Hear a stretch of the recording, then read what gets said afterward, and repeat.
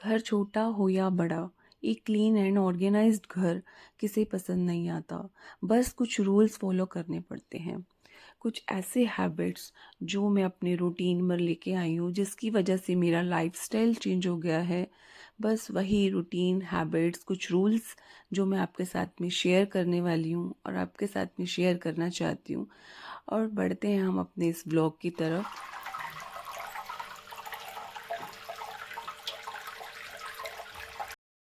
Hello friends, welcome back to my channel life and living with Priyanka. उम्मीद करती हूँ आप सब बहुत अच्छे होंगे। तो मॉर्निंग में हम लेडीज़ को इतने काम होते हैं, लेकिन इन कामों के साथ हम बच्चों के न्यूट्रिशंस के साथ में हम कोई कॉम्प्रोमाइज़ नहीं कर सकते। तो बच्चों के न्यूट्रिशन के साथ साथ हमें अभी और भी घर की क्लीनिंग्स, ऑर्गेनाइजिंग, हम सब चीज़ें हमें मैनेज करनी होती हैं, क्योंकि हम होम मेकर्स हैं। तो बस यहाँ पर मैं क्या करती हूँ, किचन में ब्रेकफास्ट के साथ साथ अपने कुछ लंच की भी प्रिपरेशन करके रख देती हूँ, ताकि मुझे और काम के बीच में मुझे ये प्रॉब्लम ना हो कि मुझे लंच भी प्रिपेयर करना है। तो मेरी आधे से ज़्यादा लंच की प्रिपरेशन मॉर्निंग में ही हो जाती है। और इसके लिए सबसे नंबर वन रूल है कि अर्ली इन द मॉर्निंग उठ जाओ। अगर आप जल्दी उठ रहे हो तो आपकी आधे से ज़्यादा प्रॉब्लम तो यहीं सॉल्व हो जाएगी, क्योंकि हमें टाइम भी इससे काफ़ी मिल जाता है और काफ़ी चीज़ें हमने इससे चेंज मिलती हैं हमें। मेरा लाइफस्टाइल तो बहुत चेंज हुआ है जल्दी उठने के बाद। तो बच्चों को स्कूल भेजने के बाद, उनको अच्छा सा ब्रेकफास्ट कराने के बाद, मेरी हैबिट में ये नहीं है कि मैं पहले बैठ जाऊँ फ़ोन लेकर। अगर फ़ोन लेकर बैठ गए, हम में से कोई भी, सबके साथ यही होता है, अगर हम फ़ोन लेकर बैठ जाते हैं तो कम से कम हमारा आधा घंटा, 1 घंटा कहाँ चला जाता है हमें पता ही नहीं चलता। तो मुझे तो ये होता है कि सबसे पहले मैं अपनी किचन को अच्छे से, इसको जो जो वाइंड अप करना है वो कर सकूं, अच्छे से क्लीन करूं, ताकि मैं अपना नेक्स्ट काम की तरफ बढ़ पाऊं। क्योंकि अगर हम टाइम, हमें कहीं पे भी अगर वेस्ट करना है तो हम कहीं भी वेस्ट कर सकते हैं, और उसे यूटिलाइज करना है तो हमें उसे यूटिलाइज भी कर सकते हैं। और इसको तो अगर आप अपने काम को इंटरेस्टिंग बनाना चाहते हो, बोर हो रहे हो या फिर थकान हो रही है, एक तो आप जल्दी उठिए, कुछ एक्सरसाइज कीजिए। और बोर हो रहे हो तो आप भजन चला सकते हो, आप अपने अपने मनपसंद का कोई म्यूज़िक चला सकते हो। क्योंकि कई बार ऐसा होता है कि हम अकेले हो जाते हैं, बच्चे स्कूल चले जाते हैं, हस्बैंड ऑफिस चले जाते हैं, न्यूक्लियर फैमिलीज हैं आजकल। तो हमारा ये होता है कि फ़ोन उठाकर बैठ गया। फ़ोन उठाने वाले स्टेप को छोड़कर अपने काम को स्टार्ट करो। और मुझे तो यही है कि मैं अपना भजन स्टार्ट करती हूँ, सुनती हूँ, या फिर कुछ म्यूज़िक लगा लेती हूँ। ज़्यादातर तो मैं अपने राधे कृष्णा का ही भजन सुनती हूँ। उसके बाद मैं अपने किचन को क्लीन करती हूँ। और सारे यूटेंसिल्स में सब अपना क्लीन करने के बाद मुझे ये रहता है कि इनको क्लीन करने के बाद इनको इनकी जगह पे भी लगा दो। अगर आप कुछ बास्केट रखते हो तो बास्केट को अलग आप धूप में, बालकनी में कहीं भी रख सकते हो। किचन को एकदम से एक बार के लिए आप क्लीन कर लीजिए, ताकि आपका सिंक एरिया क्लीन हो सके। तो मैं तो, मेरे तो यहाँ किचन के ऊपर ही यूटेंसिल्स रखने का स्पेस बना हुआ रैक है। तो मैं तो यहाँ पर सारे रैक यहाँ पर लगा देती हूँ, और साथ में ये सिंक जरूर क्लीन करती हूँ। अगर ऐसे ही आपने सिंक छोड़ दी ना, तो किचन की क्लीनिंग हाफ ही मानी जाती है। क्योंकि कुछ ऐसी चीज़ें हम जो इसे इग्नोर नहीं कर सकते हैं, कि हाँ, झटपट से काम करा, ब्रेकफास्ट बनाया, बर्तन धोए और साथ में बैठ गए। तो इस सिंक को भी बर्तन धोने का ही एक पार्ट समझो, तभी आपके किचन की क्लीनिंग का ही आपका ये पार्ट है। यही सोचो कि इसको भी डेली रूटीन पे क्लीन करना है और हाइजीन मेंटेन होगा।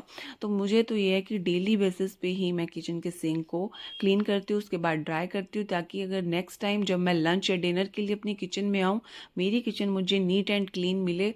और उसके साथ मेरे को एक पॉजिटिव वाइब आती है, और पॉजिटिव वाइब जब आपके पास आती है तब आपको, आधे तो आप वैसे ही दुरुस्त हो जाते हो, बिल्कुल ठीक हो जाते हो। सेकंड है लॉन्ड्री। लॉन्ड्री को आप 2 डेज से ज़्यादा इकट्ठा मत कीजिए। अगर हो सकता है तो आप डेली बेस पे भी क्लीन कर सकते हो। अगर सेमी ऑटो, किसी के पास सेमी ऑटोमेटिक है, किसी के पास फुल्ली ऑटोमेटिक है, वो अकॉर्डिंग टू अपनी अपनी नीड है। तो मुझे तो ये है कि मैं डेली बेसिस पे अपनी लॉन्ड्री को क्लीन करती हूँ। बल्क अमाउंट में लॉन्ड्री इकट्ठा नहीं करती, क्योंकि बल्क अमाउंट में लॉन्ड्री इकट्ठा करने से इससे भी हमारे माइंड में डिस्टर्बेंस हो जाती है।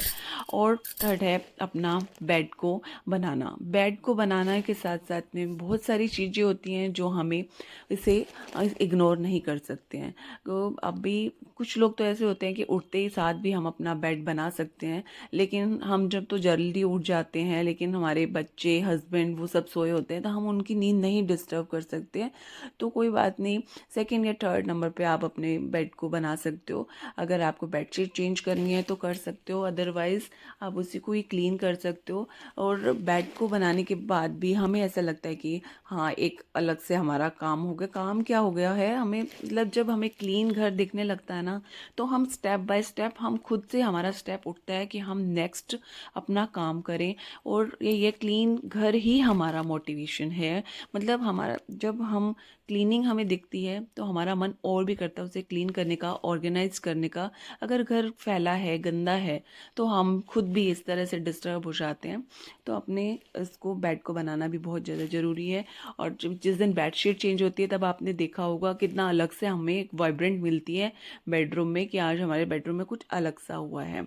तो बस, और लगे हाथ साथ में मैं क्या करती हूँ कि जो साइड टेबल्स हैं उनको भी मैं क्लीन कर देती हूँ। और साइड टेबल के लिए मैंने ने ड्रॉअर में ही एक अपना माइक्रोफाइबर क्लॉथ रखा हुआ। मैंने एक्चुअली हर रूम में छोटे छोटे ये माइक्रोफाइबर क्लॉथ्स रखे हुए हैं, ताकि मुझे पहले इधर उधर जाने में मुझे टाइम ना लगे, या फिर मैं कहीं बाहर जाऊँ, इस रूम से दूसरे रूम में जाऊँ, मैं फिर भूल जाऊँ।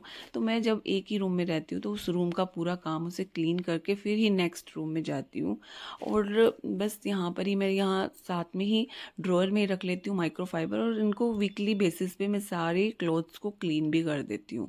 और ये नहीं, इसे भी हम इग्नोर नहीं कर सकते, हाँ, कि हमने बेड बना लिया और उसके बाद हम साइड टेबल्स को ऐसे ही छोड़ देंगे। ये भी एक हमारे क्लीनिंग का मेन स्टेप है। जब हम अपना बेड बना रहे हैं तो उनके साइड टेबल्स को क्लीन करना बहुत ज़्यादा ज़रूरी है।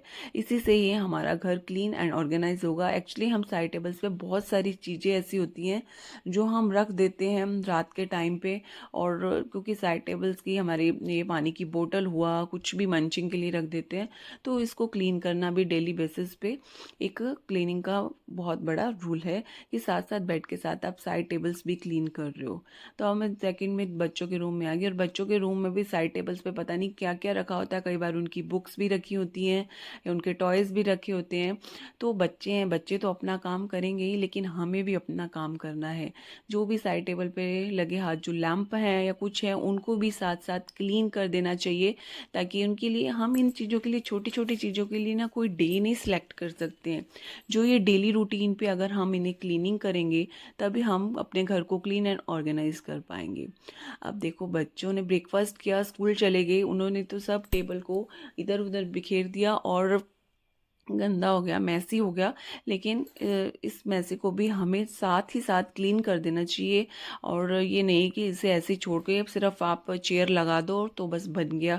लेकिन टेबल को डेली बेसिस पे, जो हमारी सेंट्रल टेबल हुई, कॉफ़ी टेबल है, डाइनिंग टेबल है, इन और साथ में जो चेयर्स के ऊपर जब ऊपर हमारा हैंड होता है, हैंड रखते हैं, हैंडी, तो वहाँ पे भी काफ़ी निशान पड़ जाते हैं, कुछ भी बच्चों के खाने पीने के। जिस घर में बच्चे हैं वहाँ तो ये सब चीज़ें चलती रहती हैं, लेकिन हमें इन चीज़ों को इग्नोर नहीं कर सकते। साथ के साथ लगे हाथ ही मैं इनको, टेबल को, पूरी टेबल को मैं डेली बेसिस पे क्लीन करती हूँ, तभी ये क्लीन और मेंटेन रहती है। अदरवाइज़ अगर मैं इसे छोड़ दूँ, सिर्फ मैं चेयर लगा दूँ, और ये फिर एक दो दिन, क्या एक दिन के अंदर ही मुझे दिखेगा कि ये कितना गंदा हो गया है। तो ये छोटी छोटी चीज़ें हैं, बट इससे घर बहुत क्लीन और मेंटेन हो जाता है। सेंट्रल टेबल है, रात को बच्चे यूं ही छोड़ देते हैं, काफ़ी चीज़ें होती हैं। और इवन मॉर्निंग में भी काफ़ी, आपको पता है सबके घर में कितना ही टाइम होता है। तो इन सब चीज़ों को डेली बेसिस पे क्लीनिंग चाहिए। और ये जो मैं आपको दिखा रही हूँ राधा कृष्ण का, इसे शोपीस तो नहीं बोल पाएंगे क्योंकि राधा कृष्ण भगवान जी है। जस्ट लाइक इस तरह की चीज़ें सबके घर में होती हैं, जो वंस इन ए वीक या कभी कभी यूज़ होती हैं। मेरा ये वाटरफॉल फाउंटेन भी है साथ में। तो ये कि ये चीज़ें हम यूं ही छोड़ देते हैं और इन्हें इग्नोर कर देते हैं, लेकिन इन पे डस्ट इतना जमा हो जाता है ना, कि फिर हमें हमें लगता है कि हाँ यार ये भी चीज़ क्लीन करनी है। तो इन चीज़ों को भी हम डेली बेसिस पे क्लीन करेंगे, ऑर्गेनाइज करेंगे तो काफ़ी अच्छा लगेगा। तो मुझे तो यही होता है कि बस जहाँ मुझे मिट्टी दिखी और मुझे तो वही अपना एक माइक्रोफाइबर क्लॉथ उठाया और मैं लग जाती हूँ।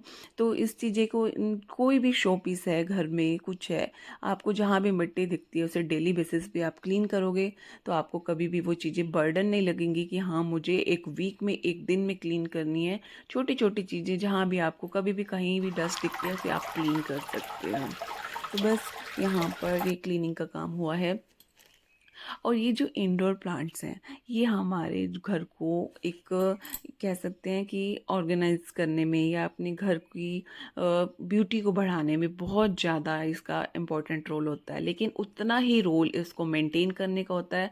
आप देख सकते हो ये फाइबर क्लॉथ जो मैं लगा रही हूँ उसके बाद ये कितना शाइन कर रही है लीव्स, और उससे पहले कितनी इसमें डस्ट थी। तो ये छोटी छोटी चीज़ें अगर हाँ देखने में तो सुंदर लग रही हैं, आपको दिख रहा है ये प्लांट्स हैं यहाँ पर, लेकिन अब आप ये भी देख रहे होगे जब मैं इनको क्लॉथ से क्लीन कर रही हूँ तो इसमें शाइन भी कितना आ गया है। तो ये जो छोटी छोटी चीज़ें हैं यही चीज़ें हमारे अब क्लीनिंगनेस को इम्प्रूव करती हैं। तो ये मैं इंडोर प्लांट्स को भी मेंटेन करना ये भी हमारे लिए डेली बेसिस पे ज़रूरी है। अगर ये नहीं है कि हाँ हम इंडोर प्लांट्स को हम ज़्यादा वाटरिंग नहीं करते हैं, वाटर नहीं दिया तो हम इसे छोड़ दें, हम प्लांटर को क्लीन कर सकते हैं। नीचे जो प्लांटर होते हैं उसमें भी काफ़ी मिट्टी डस्ट जमा होती है, और अगर हम पानी देना चाहते हैं तो पानी भी दे सकते हैं, अगर नहीं देना चाहते तो उसको सिर्फ उनके लीव्स को क्लीन करके उनको शाइन उनकी मेंटेन कर सकते हैं। इस तरह से सारी चीज़ें हमें मेंटेन करनी पड़ती हैं। तो बस हमें थोड़ा सा एफर्ट्स की ज़रूरत होती है।